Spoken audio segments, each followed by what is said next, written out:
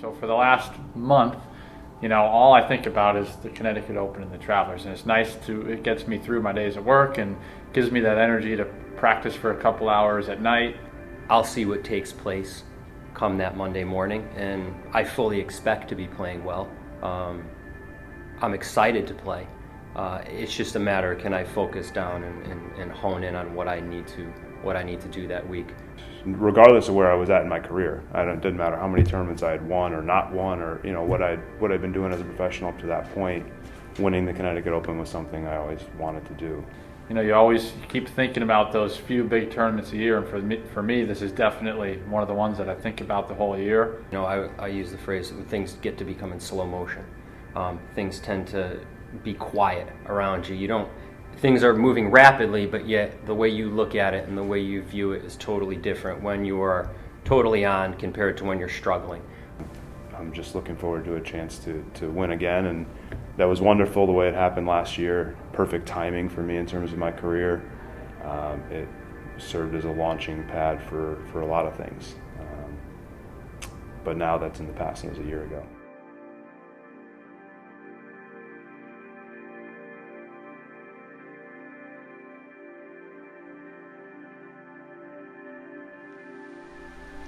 The 2016 Connecticut Open was hosted by Woodway Country Club, where 150 professional and amateur golfers would compete, and after 2 rounds of stroke play, that number would be cut down to the top 40.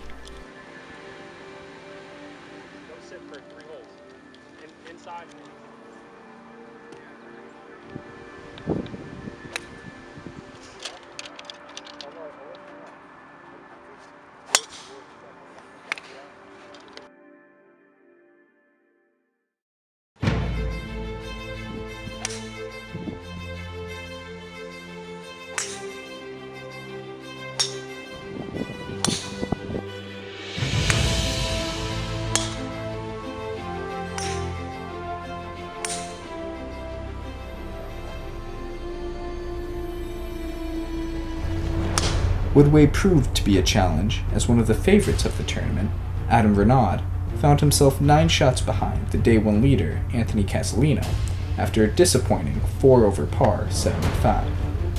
Defending champion, Cody Palladino, found himself a shot behind with an opening 67. The rest of the field was still packed tightly, with 12 guys shooting even par or better after the first 18 holes.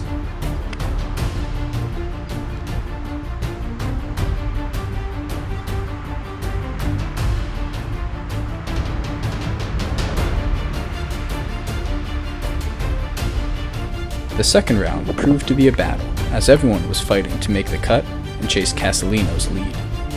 Renaud also managed to make the cut with ease after shooting a 66, the lowest round of the tournament thus far.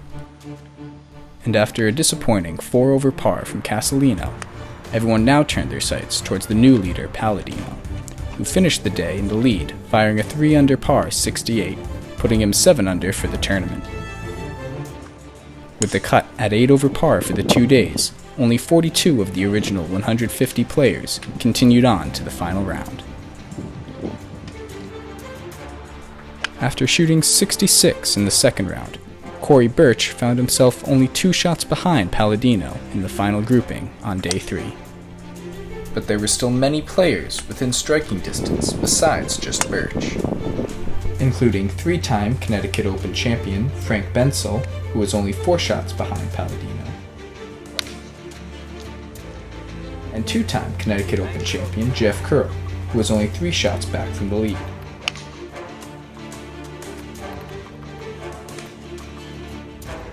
But after a few bogeys on the back 9, both men fell too far behind.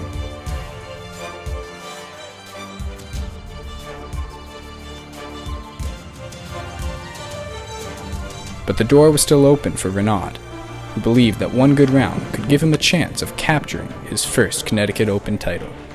And after 3 quick birdies on the front 9, he found himself going to the back at 4 under par.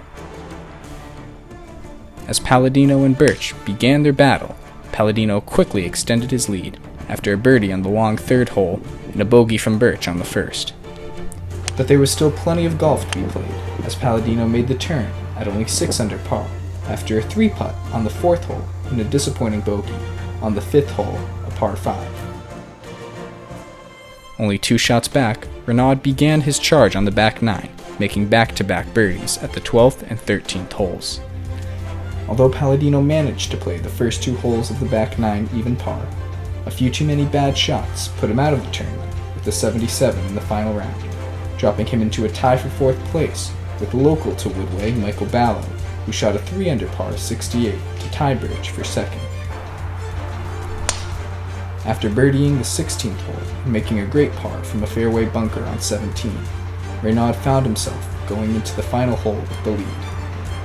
With out of bounds right, Renaud pulled his tee shot left under a tree, but managed to hit a low punch that barely ran through the green into the rough.